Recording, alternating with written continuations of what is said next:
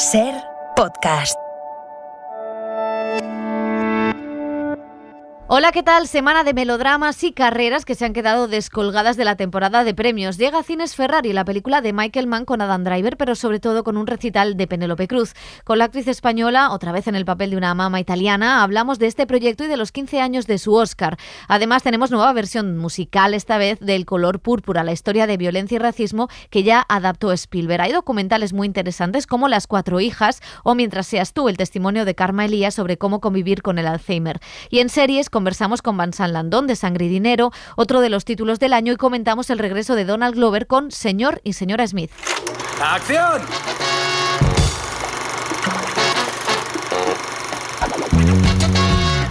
El cine en la Ser con Pepa Blanes.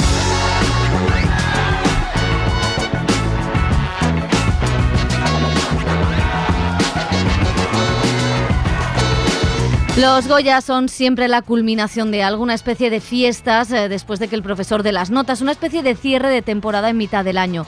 Los Goya son una fiesta, un escaparate para que todos aquellos despistados recuperen algunas de las películas españolas del año. Muchas veces también son una gala vacía, banal y aburrida. Este año el sector tiene muchos frentes por los que apostar. Los Goya no deberían ser una fiesta más, debería ser un momento de encuentro, de toma de conciencia de todas las cosas que están mal. Hablamos de la desigualdad económica y de género. La precariedad no se puede permitir en una industria que mueve tanto dinero, pero tampoco que las mujeres estén peor consideradas, con peores papeles, peores presupuestos o peores sueldos. Los espacios de la cultura deben luchar contra eso. El cine tiene muchos retos pendientes, como decimos. Una nueva ley que no hunda a las productoras independientes y que mejore la financiación. Tiene que hacer que sus rodajes sean espacios seguros y libres de violencia, y que el espectador español olvide todas esas fake news que la derecha ha lanzado durante años sobre el cine español.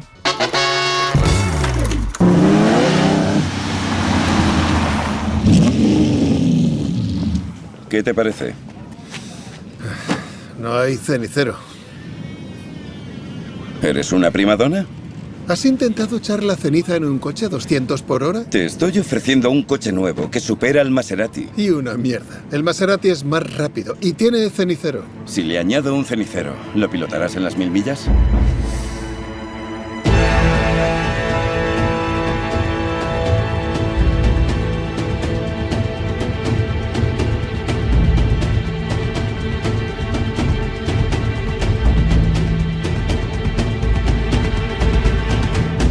Elio Castro, José Manuel Romero, pues vamos con el repaso a los estrenos de la semana, si os parece.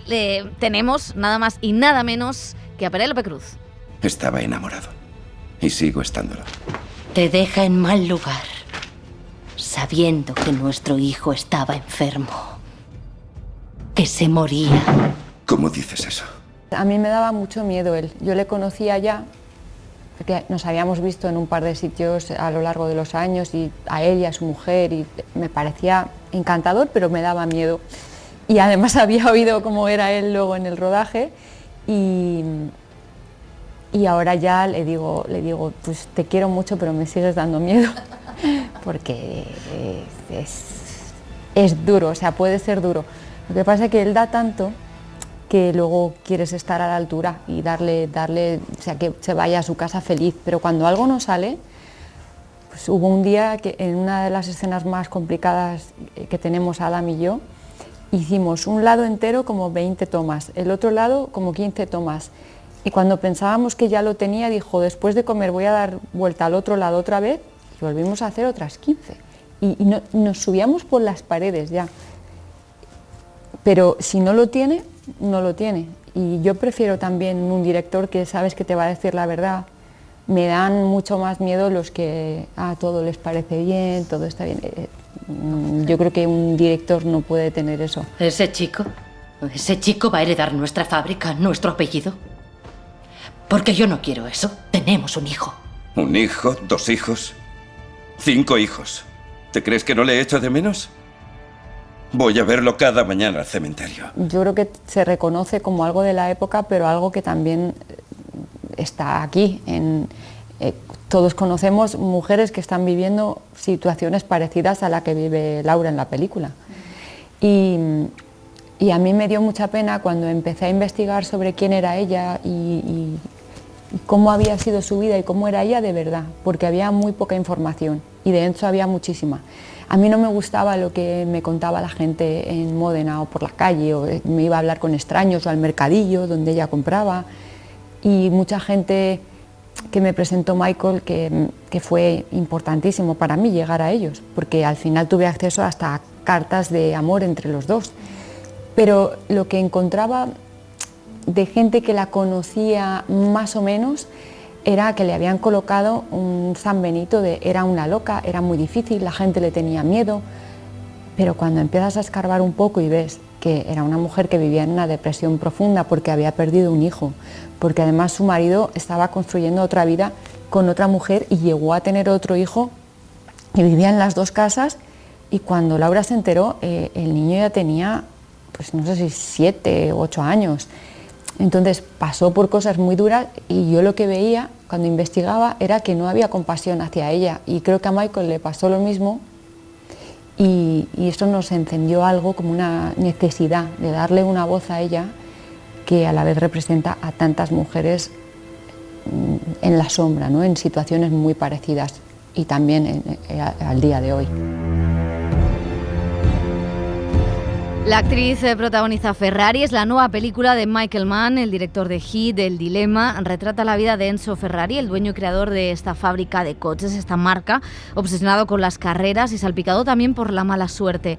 La historia del duelo de su hijo, de la relación con su esposa y con su amante, la cuenta el director en esta película, donde Ferrari es Adam Driver.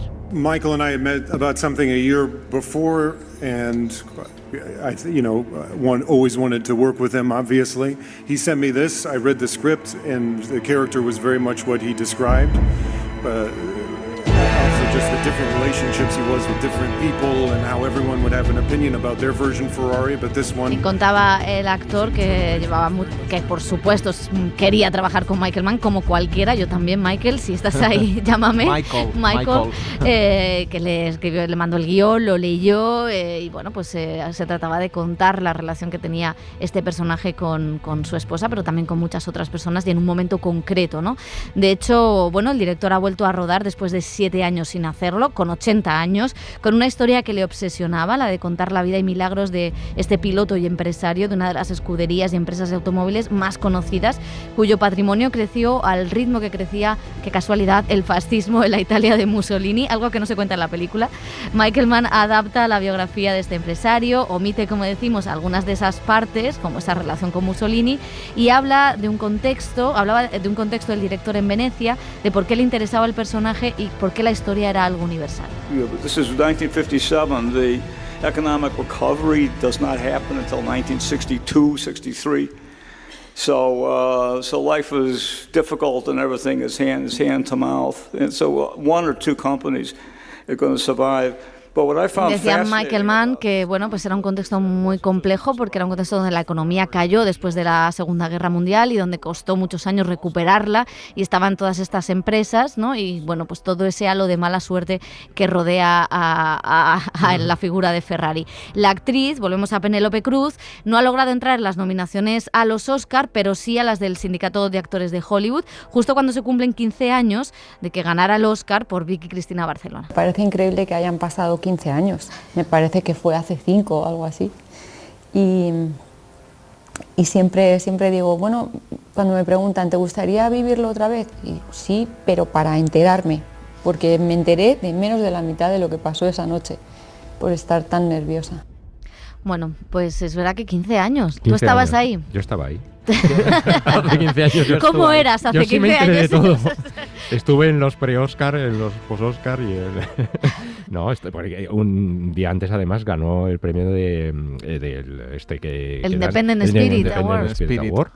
Y efectivamente, y todo ese lío con el vestido que lo cambió en última hora, sí. Y luego después del Oscar pues pasó otra vez por el hotel y se volvió a cambiar de vestido. No, llevaba el de los Oscar, pero sí, bueno, lo tengo ahí como una de esas cosas que son importantes vivirlas. Y claro. Se le entregó Tilda Swinton, ahora protagonota de Almodóvar. Sí, o sea, todos los círculos se cierran siempre en el mundo de Almodóvar. Sí, la verdad es que a mí me parece que que Penélope Cruz está estupenda en este papel de Laura Ferrari, que podría ser otro papel de italiana excéntrica y gritona, ¿no? Que es un poco en español la gritona, el de Vicky Cristina Barcelona, pero creo que no, creo que le da una profundidad y que a mí es lo que más me gusta de la película. Reconozco que ella está estupenda, que es verdad que hay escenas que a lo mejor tienen ese registro, pero luego consigue darle una profundidad a un personaje herido, a un personaje de una mujer que también construyó el imperio, que también fue empresaria, que también hizo que Ferrari fuera la marca que hoy es y sin embargo nunca ha estado reconocida. Me parece que la incidencia en eso es positiva y es lo que me gusta de la película, que luego me parece que es un drama sin más, donde hay oficio, porque Michael Mann es maravilloso, pero a diferencia de Ali, que él hizo la biografía de Ali y donde estaban los claroscuros del personaje, sí que se metía mucho más adentro. No sé si es que la historia italiana quizá a lo mejor no la controla tanto, pero me parece una biografía mucho más superficial para un director como Michael Mann, donde sus historias son siempre tan complejas, ¿no? Sí, a mí tampoco me ha interesado mucho porque... Primero, los coches no es que me fascinen, aunque bueno, es la que mitología de ninguno tenemos coche. Ni tenemos coche, ni tenemos coche ni carné. Y las carreras de coches tampoco es algo que me apasionen, pero bueno, ha habido películas como Las 24 horas de Le Mans que se veían muy bien, algunas otras que... Y esta, en cambio, a mí me parece que salvo ese hecho trágico y la figura de ese piloto español, que luego de Alfonso de Portago, que también es muy interesante ver que había un noble ahí que se metió en Ferrari siendo piloto de coches.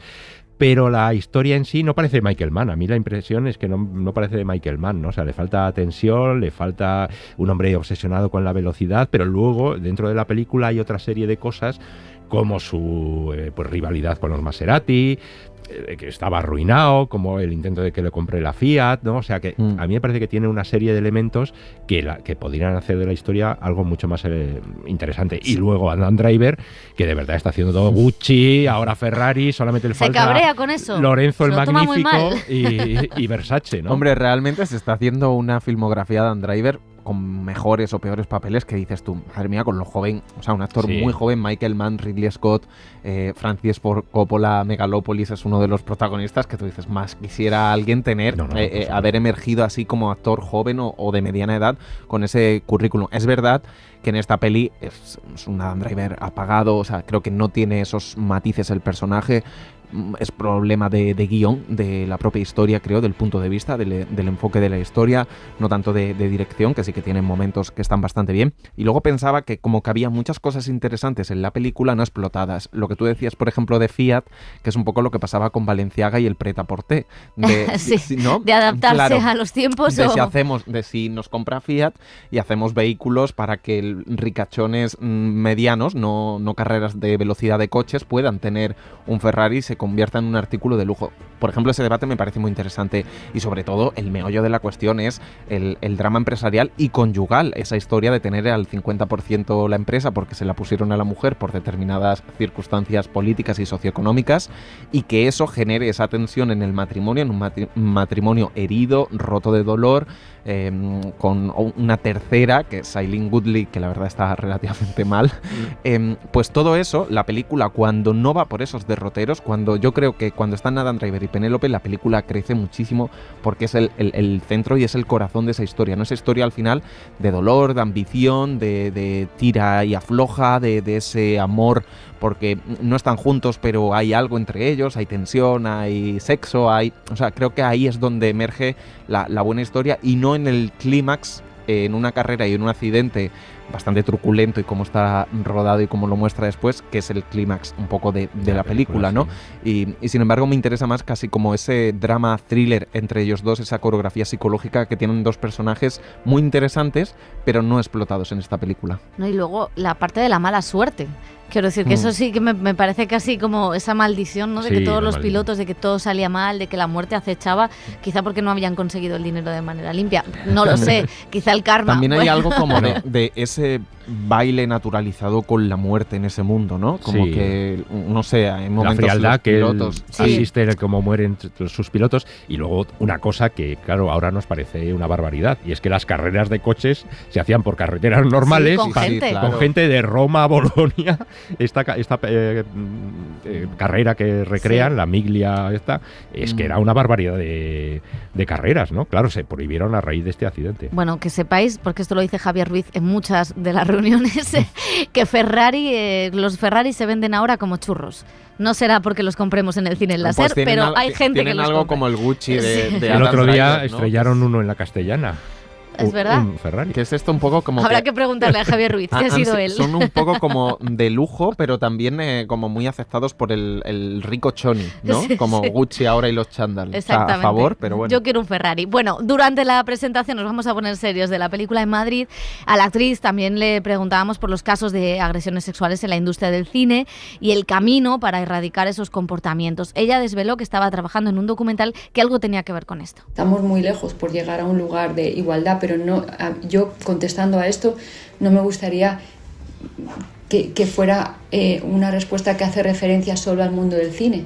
De hecho, estoy desarrollando una película sobre estos temas porque son temas que me importan de verdad y que me da muchísima rabia y pena que sigan muriendo tantas mujeres en nuestro país, en tantos lugares del mundo, pero en nuestro país, mujeres que cuando encuentran la fuerza descomunal para acercarse a denunciar, a hablar, ¿por qué no lo quiero llevar solo a lo que pasa en el cine? Que evidentemente pasa aquí y en cualquier lugar del mundo. Es porque, ¿qué pasa con esas enfermeras, maestras, amas de casa, señoras de la limpieza o gente de la industria del periodismo, de la literatura? Es por todas partes. Entonces, claro, a nosotras nos ponen un micrófono cerca, a muchas de esas mujeres no. Quien menos voz tiene, igual que Laura no la tenía, bueno, pero ya hay casos de gente que está viviendo un auténtico infierno en sus casas con hijos y que no saben, que no tienen escapatoria. Que el problema más grave para mí es que muchas veces el sistema judicial falla, el sistema legal falla. El cine en la SER con Pepa Blanes. Now there's something about good loving that all you ladies should know. If you wanna light your man on fire. Y el otro estreno de la semana es un remake de una de esas películas que quedaron en el imaginario colectivo. En 1985, Steven Spielberg estrenaba El color púrpura, una adaptación de la novela de Alice Walker. La historia de una adolescente afroamericana embarazada de su propio padre, un maltratador. 11 nominaciones al Oscar logró este melodrama que protagonizaron en su momento Donald Glover y Whoopi Goldberg. ¿Qué limpios llevas a tus hijos? ¿Quieres trabajar para mí? ¿Ser mi criada? Demonios, no. Y décadas después tenemos otra adaptación de esta novela que dirige esta vez un director afroamericano, Slam Blitz Bazaule, y que ha elegido el musical para retratar esta dolorosa historia de una joven del sur en Estados Unidos a principios del siglo XX. Fantasía Barrino, Taraji P. Henson, Colman Domingo o Daniel Brooks, nominada al Oscar a Mejor Actriz de Reparto, forman el casting de esta versión. Buenas tardes. Necesito una mujer. Aunque tengamos que separarnos, tú y yo somos un solo corazón.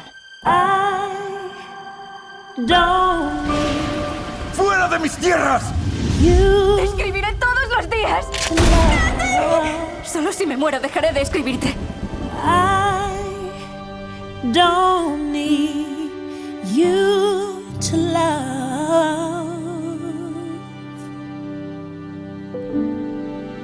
La verdad es que cantan bien.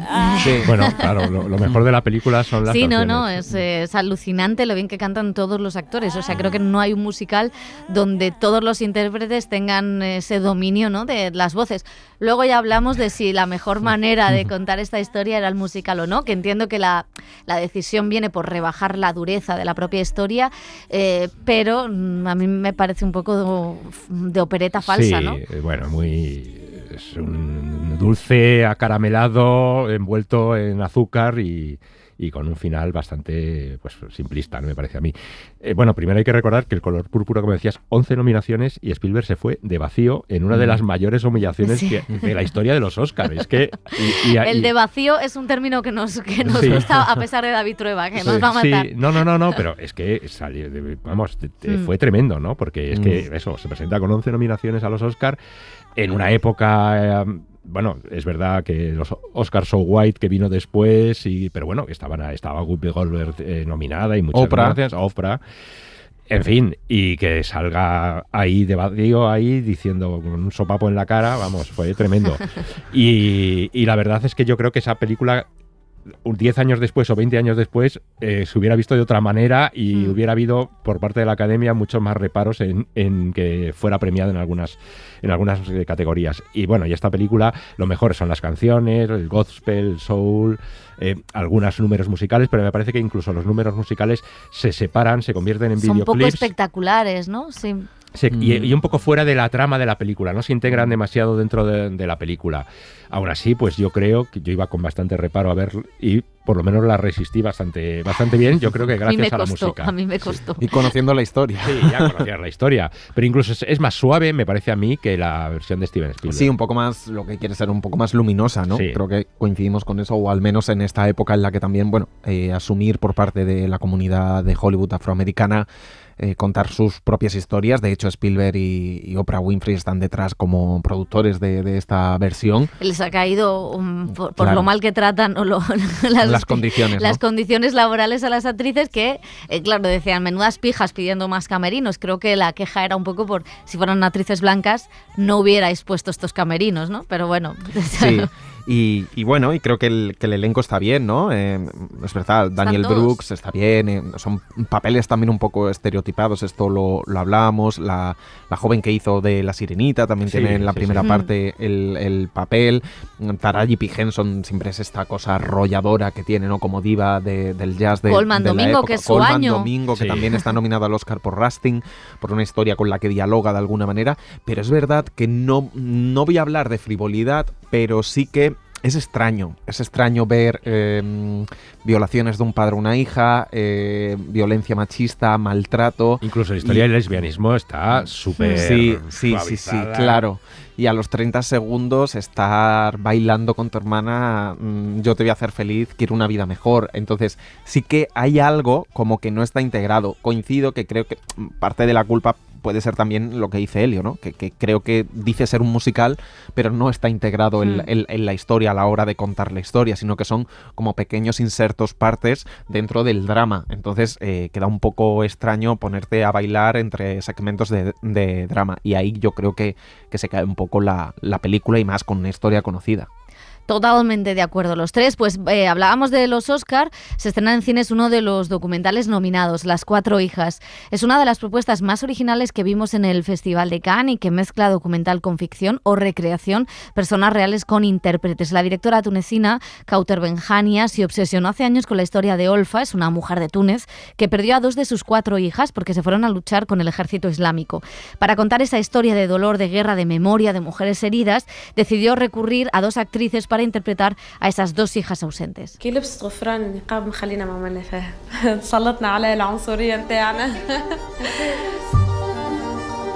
Y la directora ya estuvo nominada al Oscar con su anterior película, El hombre que vendió la piel. Ahora compite, como decimos, en la categoría de documental con esta cinta que dice debe servir para luchar contra las guerras.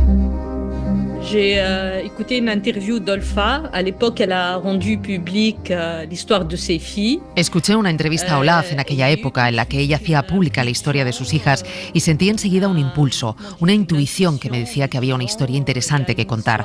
Pensé que lo primero sería comprender por qué esas 2 jóvenes chicas eligen embarcarse en ese camino. Quería comprender por qué en aquel momento no tenía respuestas. Donc c'était l'occasion de plonger dans une histoire vraie pour comprendre.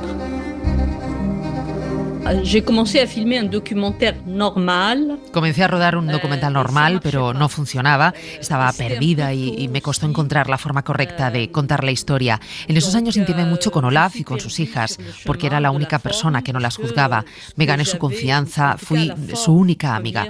He compartido con ella todas mis dudas. Para mí son como compañeras, no son objetos que rodar.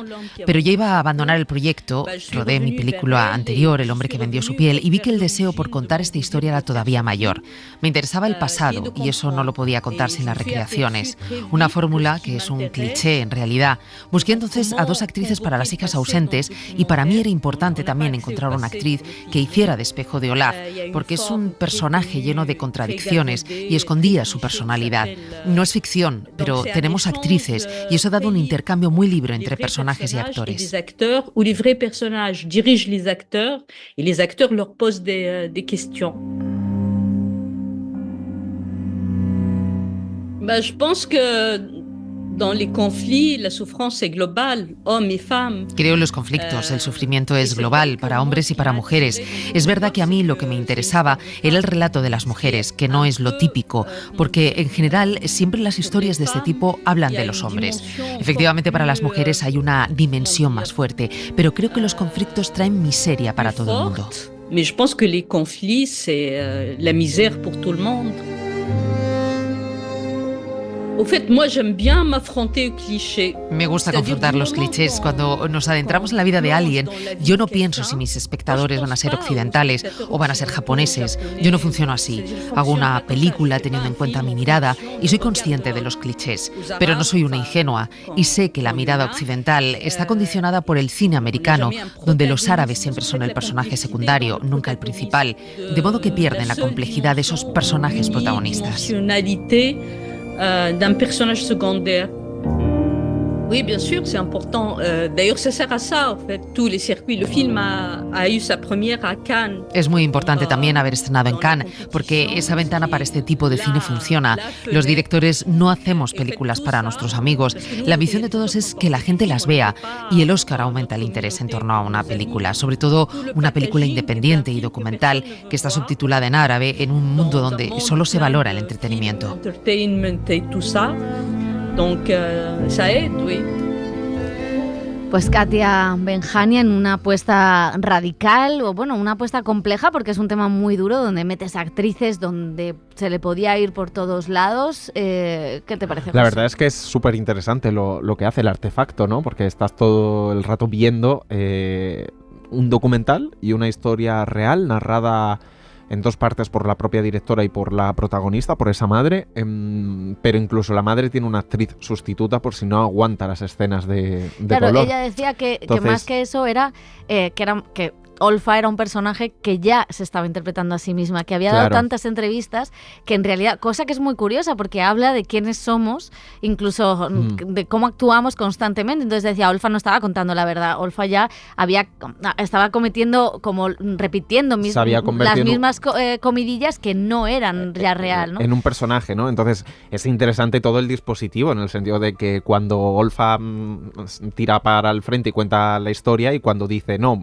pero se la cuenta a la actriz. Entonces, todo ese mensaje, el lenguaje, cómo se desarrollan, lo de las 2 hijas que se fueron con el Estado Islámico, tener actrices, cómo reaccionan, ¿no? a la representación. Hay una teatralización de muchas de las escenas que pasaron, incluso escenas de violencia.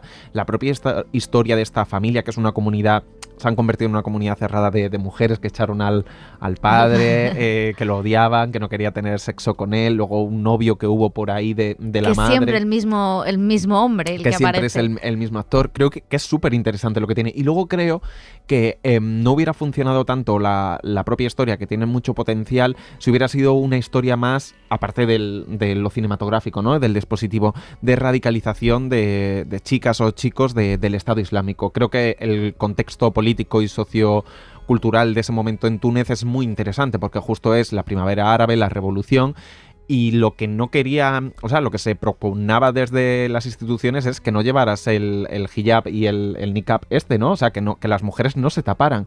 Y como una juventud un tanto perdida cae en creer que lo rebelde es volver a hacer eso, ¿no? Como que esa idea me gustaba mucho porque no fue una cosa de radicalización o de extremismo en la familia, de religioso ni en el entorno, no había nada que las llevara a eso, a radicalizarse, y sin embargo fue una cosa casi adolescente de me prohíben llevar hijab, pues yo me lo pongo, ¿no? Como esta contrarrevolución a la revolución árabe. Entonces sí que me parece eso muy interesante. Eso es interesante, y que se fije en mujeres, ¿no? Que quizá los relatos sobre el Estado Islámico, sobre los combatientes, lo hemos visto aquí en series como El Príncipe, pero es verdad que es una serie que sí, trató eso, o en la película de los Dardenne, siempre son chicos adolescentes, con una masculinidad quizá malentendida, que se acercan al imán, que acaban entrando en eso, que no encajan en un mundo occidental donde han crecido, pero porque tienen otra identidad, pero tampoco tienen una identidad fija.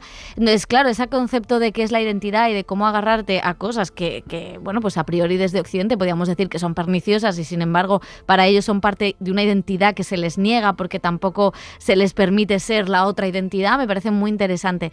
Y el hecho de, al final creo que es una película que se centra más en cómo contarnos y en cómo entendernos, y cómo la ficción o cómo la recreación o cómo la actuación o cómo nos presentamos ante los demás o nos vemos reflejados en los demás, pues dice más de nosotros o nos hace comprendernos, que tiene un poco que ver con la película de Todd Haynes, que ya hablaremos, ¿no? De cómo al final la interpretación o la ficción o que un actor interprete hace que tú te veas, ¿no? Y entiendas cosas de ti o veas cosas de ti que habías intentado borrar. Y eso me parece interesante. Es verdad que, lo decíamos fuera de micrófono, es un poco gritona, ¿no? A veces te pone un poco de los nervios, pero yo creo que es una mirada muy, muy, muy interesante y una propuesta curiosa. Pero también básicamente porque no salen prácticamente de las 4 paredes de la casa, con lo cual también hay todo un movimiento por las habitaciones donde recrean cosas que han pasado y claro, al final surge la tensión o cosas en las que no están de acuerdo, no las recuerdan de la misma manera, y creo que es muy interesante la película.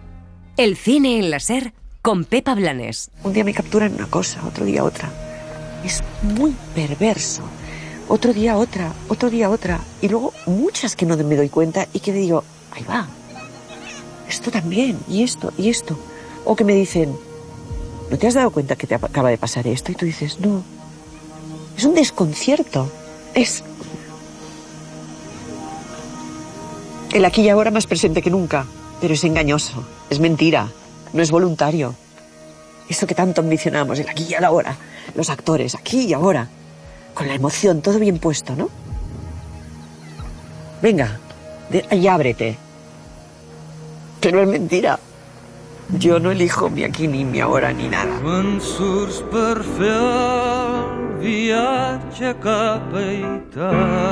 Bueno, pues el juego entre realidad y ficción, entre lo mostrado y lo oculto, están también en otro documental. En este caso es un documental español que llega a cines, Mientras seas tú, un documental de Claudia Pinto que sigue a la actriz Karma Elías en su día a día con el Alzheimer.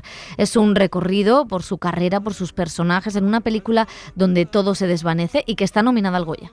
He sentido auténtico pánico por muchos momentos, porque yo además he hecho mucha ficción. Es verdad que en la ficción también me intento meter en territorio de lo desconocido, incluso a nivel literal, ¿no? A nivel geográfico, de meterme en el volcán de La Palma a rodar o irme al Amazonas a rodar, pero también historias que me dan mucho miedo, ¿no? O sea, siempre intento, cuando hago algo más autoral, intento buscar en esas cosas de las cosas que me inquietan y que no me dejan dormir, ¿no?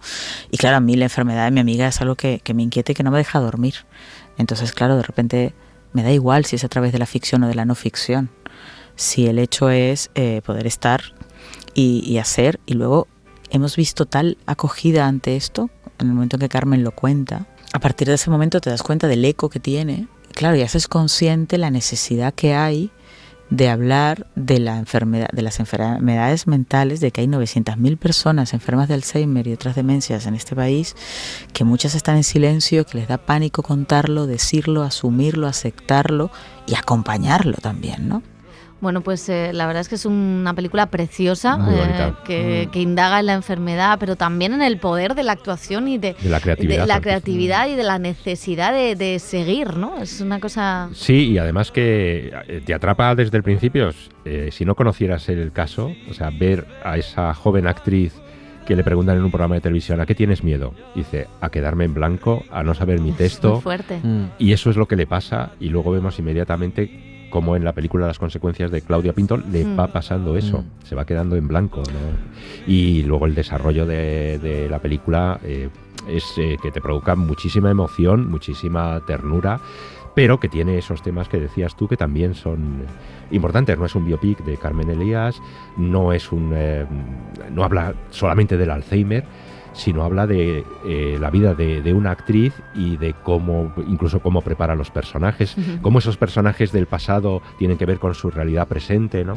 Cómo se pueden gestionar las emociones en un caso así, ¿no? Habla mucho también de eso, sobre todo cuando va al estudio de Juan Carlos Corazza y abre su maleta de recuerdos, todos los libros de teatro que ha hecho, y creo que también como documental pues tiene cosas interesantes, cómo dialoga con las propias películas de Claudia Pinto, ¿no? Con la que interpretó a un alter ego de la madre de la directora, también con las consecuencias, que yo recuerdo hace unos años en Málaga entrevistarlos y vemos el backstage de cómo fue eso, de que todavía no había dicho lo de la enfermedad y ella iba a la rueda de prensa, a una alfombra roja, temblando porque no sabía si cuando le preguntaran iba a saber responder, ¿no? También en la exposición pública y cómo al final necesitamos entender algunas cosas y se pueden malentender, y creo que es súper emocionante, súper bonito y a la vez súper pedagógico lo que hace de decir... se puede gestionar así, pero vamos a normalizarlo, es decir, se me pueden olvidar cosas, me puedo quedar en blanco, necesito un papel y si no leo bien, soy una persona con esta enfermedad, ¿no? También en el tema de un poco la eutanasia que entra y que ella lo ha verbalizado en entrevistas, creo que es una cosa, no voy a decir valiente, es honesta a la hora de exponerse de esa manera y querer que ayude a los demás el documental. Pues ojalá que así sea. Vamos con más estrenos. Desde Argentina llega a Alemania. Es una película que dirige María Zanetti y que cuenta con la actriz Vicky Peña, la historia de un adolescente que tiene varias asignaturas pendientes y a la que le surge la oportunidad de ir a Alemania a estudiar un retrato del desgaste de la familia, de los vínculos y la incomunicación. Abue. Sí. Juli era parecida a mí cuando tenía mi edad. No. Vos siempre fuiste más independiente. Tu hermana siempre necesitó más atención.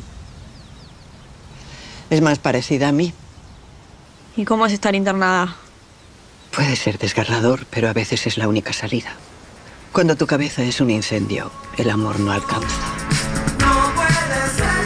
Y a plataformas llega Sun Coast. Es una película que narra un hecho autobiográfico de su directora, Laurea Chin, y que cuenta la vida de un adolescente que vive con su madre y su hermano completamente impedido. Es un retrato sobre la adolescencia, la identidad, la enfermedad y la eutanasia que protagonizan Woody Harrelson, Laura Linney y la joven actriz Nico Parker. Y otro estreno de la semana es El deshielo.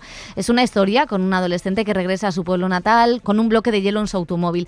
Dirigida por la belga Berle Battens, es un thriller iniciático que tuvo también premio en Sundance.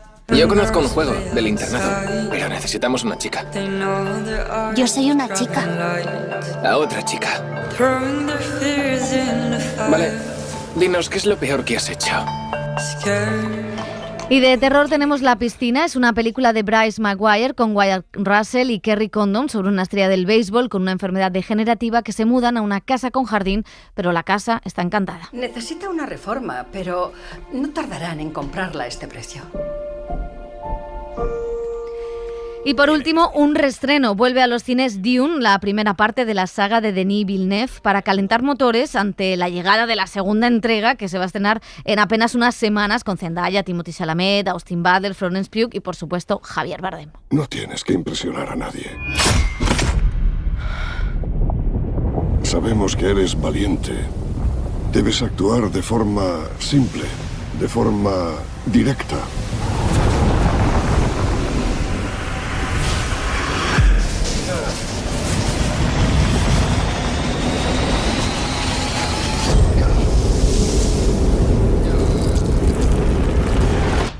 Sin florituras. Entendido.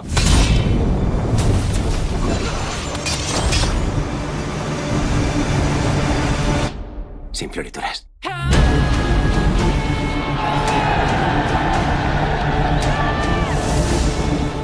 El cine en la SER con Pepa Blanes.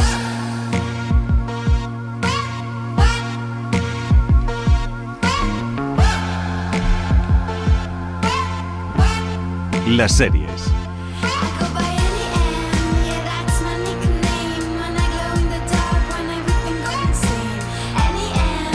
Y en televisión es semana de estrenos internacionales y vamos a empezar con Corrupción francesa, porque no solo la sufrimos aquí, Dani Garrán, corrupción hay en todas partes. No se salva a nadie. Pensábamos que es una cosa valenciana, no, es una cosa global. Puede que la hayáis inventado, pero se ha extendido mucho. Nosotros hayamos hecho cosas que no creeríais, pero eso era. A ver, sois inspiración o a lo mejor hacéis... Modelo a seguir. A mí hay me gusta... mucho valenciano en esta serie. Sí, mucho... pero también creo que hacéis versiones más guays. Más con más color, sí, más cañí. Sí, exactamente. A mí me gusta. Bueno, podemos ver en Filmin los primeros 6 capítulos de Sangre y Dinero. Es la serie más cara en la historia de Francia. La primera del cineasta Xavier Giannoli, que ahonda en el caso de corrupción más grande del país, que vendía tasas de carbono para evitar el impuesto de la Unión Europea. Casi nada. Los medios de comunicación franceses lo definieron como el fraude del siglo. En 2008, 2 estafadores y un joven millonario desviaron a sus bolsillos miles de millones de un impuesto del carbono implementado por la Unión Europea para luchar contra el cambio climático. El director francés Xavier Giannoli se estrena en televisión con Sangre y Dinero, la serie que narra la puesta en marcha y las consecuencias de esta estafa. Le importaba un comino comprometer a unas chicas que querían ganar un dinero con su firma sin saber los riesgos que corrían. Porque al final esta historia acabó siendo un baño de sangre. Sí, un baño de sangre con miles de millones estafados. Y cuando eres funcionario público como yo, eso no es aceptable. El cineasta, que triunfó hace unos años con Las ilusiones perdidas, se ha basado en el libro publicado por Fabrice Arfi, periodista de gran prestigio en Francia, que investigó los entresijos de la estafa. Uno de los intérpretes más reconocidos del país vecino, Vincent Landon, es la estrella de la serie, donde interpreta a un personaje que no existe en el libro, el investigador Simon Weinetscher. Con él hemos hablado, ha hablado Pepa Blanes en París, sobre el medio ambiente, la necesidad de pagar impuestos y catalogarse como un burgués que no vive como un burgués. Louis prend son bus, comme tous les matins, il croise cette même fille avec son doux parfum. Ce que j'ai aimé le plus du personnage, c'est son obsesión. Lo que más me gusta del personaje es esa obsesión de intentar, en un mundo donde es difícil discernir entre el bien y el mal, donde todo vale, donde todo es posible, su determinación de acercarse siempre a la democracia, al orden, a la moral, al bien, a la cortesía. Porque trata de discernir entre la gente que se comportaba y los que se comportan mal. Porque combate a aquellos que se creen por encima de la ley. La ley es la misma para todo el mundo. Por supuesto, algunas veces las leyes pueden ser criticables. Claro que hay leyes formidables y otras que son menos justas, pero es la ley. Una vez que se ha votado, hay que aplicarla. Para luchar contra el calentamiento global, los estados imponen anualmente a las empresas más contaminantes un límite de emisiones de CO2 máximo. Pero si una empresa se ve obligada a superar dicho límite, deberá comprar una especie de derecho a contaminar, aunque sea cuestionable, o lo que es lo mismo, créditos de CO2. Conocía al director porque ha hecho una película que me encanta.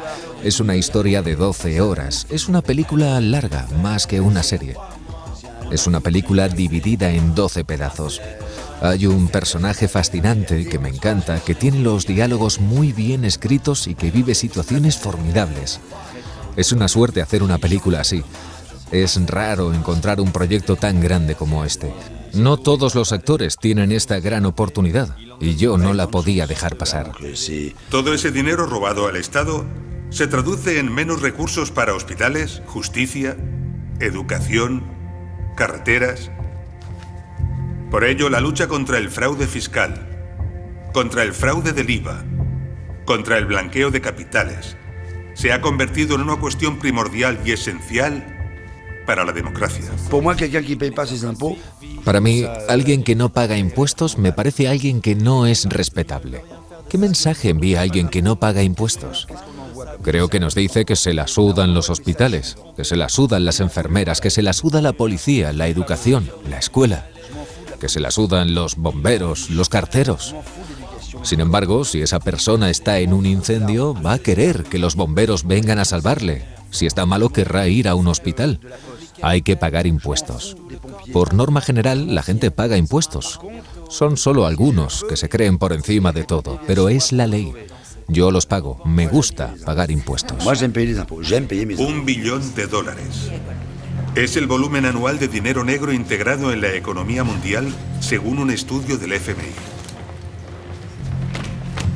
Lo importante es saber que los delincuentes se han dado cuenta de que es más fácil operar en los mercados financieros que atracar un banco. Si on profite de l'écologie, tout est perdu. Evidentemente, si se toma el medio ambiente, todo está perdido. Si se usa la violencia, todo está perdido. Si se usa el comercio ilegal, todo está perdido. Si se usan las guerras, todo está perdido.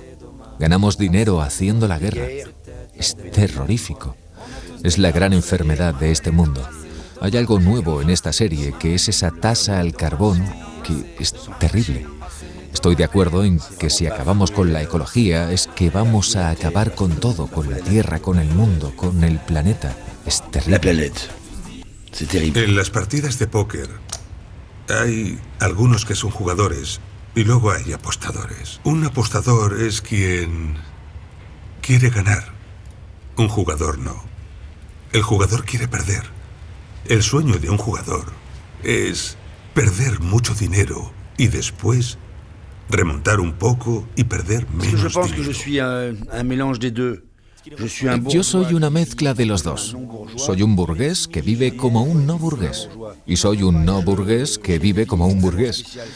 No tengo una vida especial para ser actor. Trabajo solo, no tengo jefe de prensa, no tengo guardaespaldas, no tengo redes sociales. Cero. No hago publicidad para marcas de perfume. Voy por ahí con mi scooter. Vivo como todo el mundo, hago lo mismo, voy a la compra, soy bastante cercano, me gusta la gente, me gusta mirar a la gente, cómo compra, cómo habla. Si entro a una tienda me fijo en qué hace cada persona. Me gusta la gente, me fascina y me fascinan los oficios. Cuando ruedo una película, lo que más me interesa al principio es el oficio. Cómo funciona, cómo manipula las cosas ese personaje.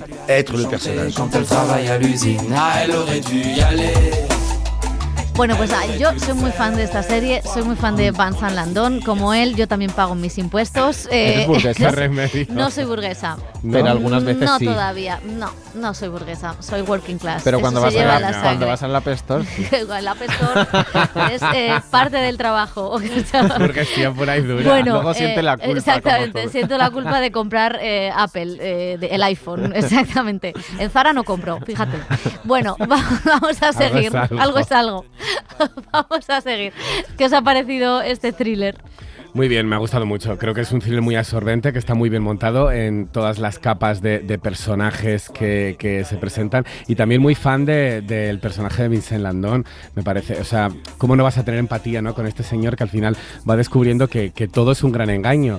Pero no solo desde los estafadores que están a pie de calle, sino todas las élites más altas, todos los despachos, todas las instituciones, ve que está absorbido por un sistema completamente podrido y que no puede salir de él, y ver cómo está desde el principio de la serie, ¿no?, sentado en ese interrogatorio, es como que está completamente desencantado con el sistema, y a mí ver esa parte realmente me gusta mucho. Y también ver cómo está tejido todo el thriller a partir de todas las clases sociales, ¿no?, que se pueden ver en Francia, en los bajos fondos, ver también cómo hay varios tipos de delincuentes, los que van vestidos con esos oros, con esos chándals carísimos. Valenciana, claro, y ver también pues los que están en sus despachos, que desvían dinero, que hacen llamadas telefónicas, que no se bajan tanto al barro, pero que al final todos forman parte de la misma red corrupta y podrida. A mí es una de las cosas que más me gusta es quizá eso, ¿no?, el clasismo dentro de la propia de la propia AMPA.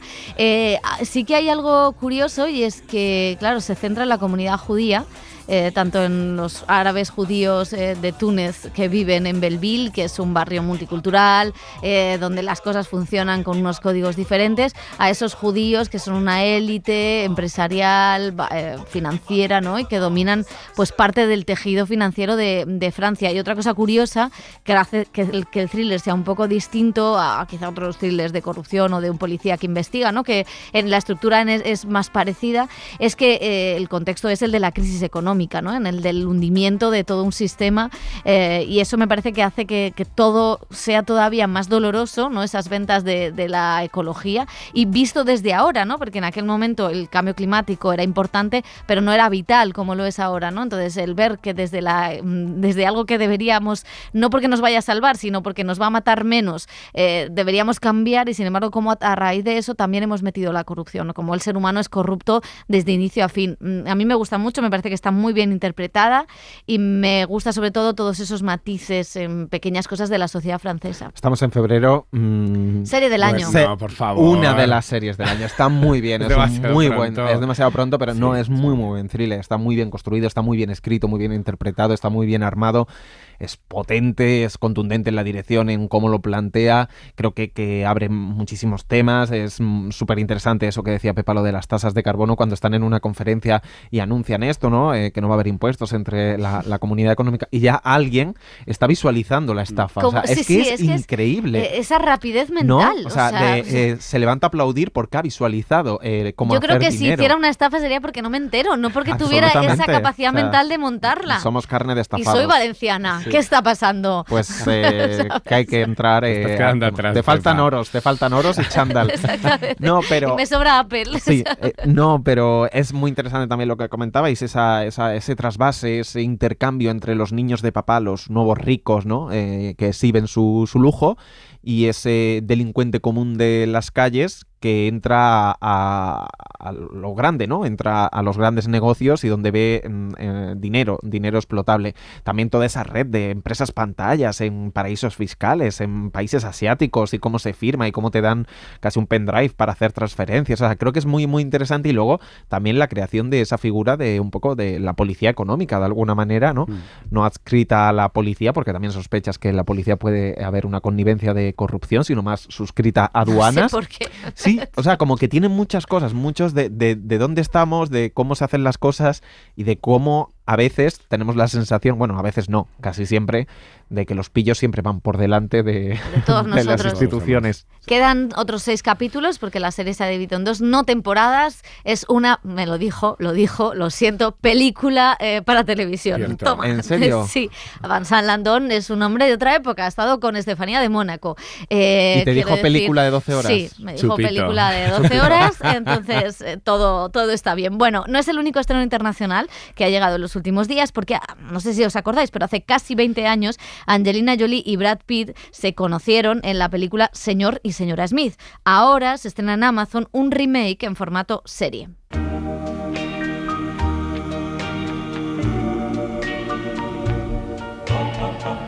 Es muy fuerte que Brangelina haya pasado ya hace 20 años, ¿eh? Ya, sí, o sea, hayan acabado como han acabado. Somos. Es que hemos hablado antes de 15 años del Oscar a Penélope. Wow. 20 desde que se conoció Brangelina. O sea, nuestro mundo se desmorona. Exactamente. Es que ya... Y Brad Pitt sigue igual. Ya, eso es fuerte, ¿eh? Eso es fuerte.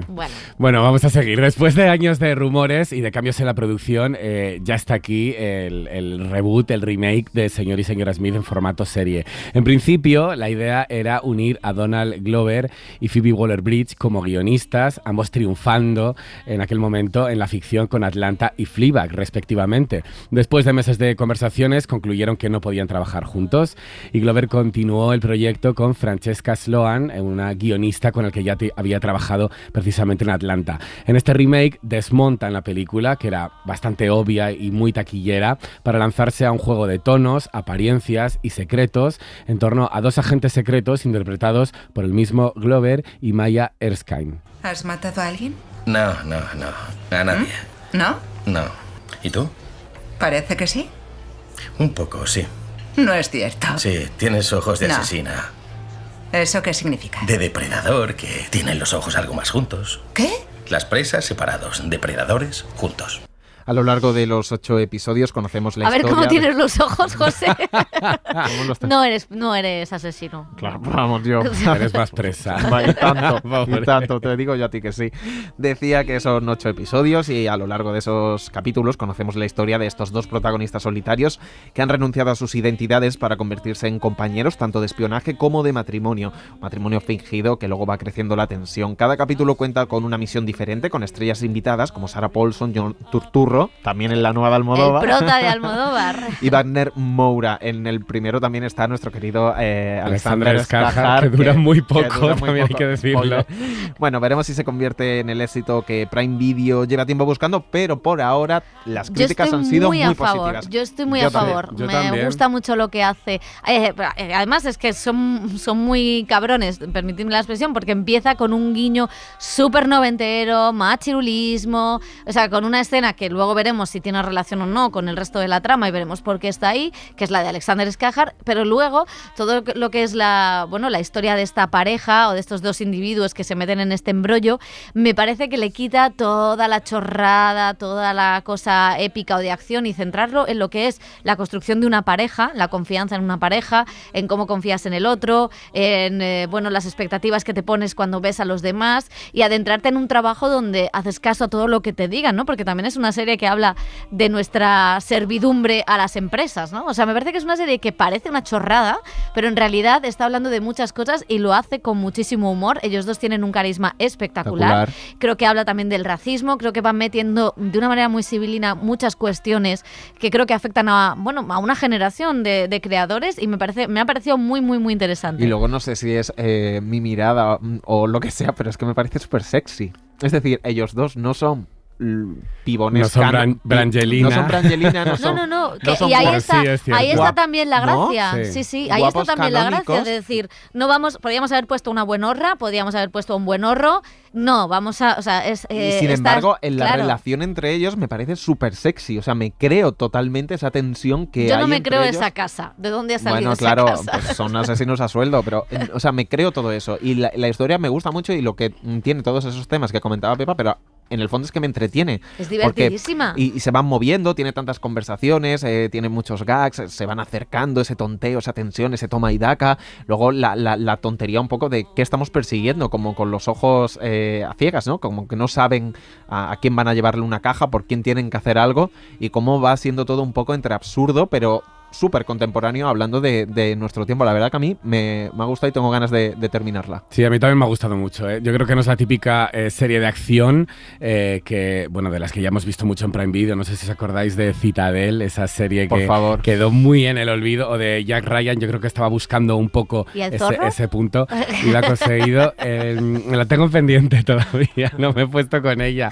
Pero bueno, sí, me gusta sobre todo por lo que decís, porque es verdad que hay muchas explosiones, que hay mucho misterio, pero también hay una construcción muy realista de los personajes, profundidad con esos personajes. Se me asemeja un poco a las primeras temporadas de Killing Eve, en las que estábamos tan metidos ahí con esas dos asesinas que no sabíamos a dónde iban, con esa gran química entre ellos, y creo que esto sigue por el mismo camino. Y luego el equipo, ya por último, es muy guay, porque dirige 2 de los capítulos Hiro Murai, que es el que ha estado siempre con Donald Glover en Atlanta, una serie creada por él, pero también es productor ejecutivo de The Bear. O sea, como que tiene ahí una nueva generación de productores. Y el rollo de los cameos también es gracioso, sí. O sea, nos quedan todavía, porque Amazon hace spoiler de lo que va a venir siguientes y ver los cameos. Bueno, vamos a cambiar de plataforma, vamos a hablar ahora de HBO Max, que lanza esta semana 2 series potentes. 2 años después de su estreno, y hasta aquí la segunda temporada de Tokyo Vice. En los periódicos hay normas sobre cómo se debe ir vestido, así que llevo traje y corbata. Y, estoy intentando seriamente hacerlo bien para encajar en el sistema, que es una tiranía mental. Algo que no hubiera esperado nunca de un periódico, ¿sabes? Sí, es una temporada que profundiza en ese submundo marginal de la capital de Japón, mostrando cómo se expanden los negocios de la Yakuza en los años 90, controlada por los criminales más poderosos del país. Recordamos, está basada en la historia real del reportero Jake Adelstein. Es la primera gran serie filmada íntegramente en el país asiático, una de las grandes bazas que tiene, y Ansel Elgort vuelve a interpretar a este reportero que se lanzó a investigar sobre la mafia japonesa, una de las más peligrosas del mundo. Ansel Elgort, que después de West Side Story no ha sido cancelado. No ha sido ni cancelado, pero no ha conseguido nada, y cerramos un poco el círculo del programa con Michael Mann, porque fue quien dirigió el primer capítulo de la primera temporada de esta serie, en un tiempo que no ha estado haciendo cine y ha estado haciendo series. Y os vamos a dejar lo último, un apunte, ¿no? Un aperitivo para la semana que viene, que entraremos a fondo, y eso sí que nos va a dar para debates, porque ya están disponibles los 2 primeros capítulos de la nueva entrega de Feud en HBO Max, la serie antológica creada por Ryan Murphy. Se llama Capote contra los cisnes y narra ahora el escándalo literario que desencadenó en un enfrentamiento entre el escritor Truman Capote y el selecto grupo de mujeres de la alta sociedad neoyorquina, tras traicionarlas, sacando a la luz sus secretos, con un elenco encabezado por Tom Hollander, Naomi Watts, Chloe Sevigny, Diane Lane, Calista Flockhart y Demi Moore. Yo jamás podría confiar en un escritor. ¿Y por qué no? Bueno, coincido, pero ¿por qué no? Los novelistas tenéis la última palabra, ¿no es así? Y yo jamás dejaría que un novelista tuviera la última palabra. Luisa, qué fascinante. Pero dime, querida, ¿quién debería tener la última palabra? Es totalmente obvio. Cualquiera que haya vivido la Segunda Guerra Mundial podría decírtelo. Aquel que tenga más poder. América, por ejemplo, tuvo la última palabra. 2 bombas y todo se acabó. Y así acabamos haciendo mención a la película que con probabilidad ganará el Oscar, Oppenheimer. Bueno, veremos tranquilamente esta serie y veremos si la figura de Capote, que también interpretó en el cine Philip Seymour Hoffman, merece la pena en esta serie o no. Lo vamos a dejar aquí, chicos. Adiós. El cine en la SER con Pepa Blanes.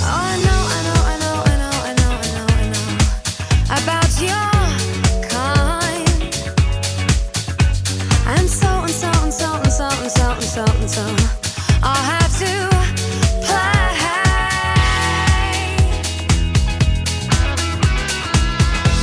If you think you're getting away, I will prove you wrong. I'll take you all the way. Boy, just come along. Hear me when I say, hey. It's murder on the dance floor, but you better not kill the groove.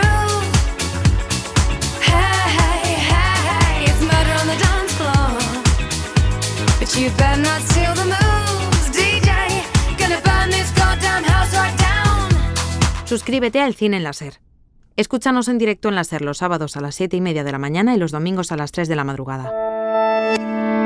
Cadena SER. La radio.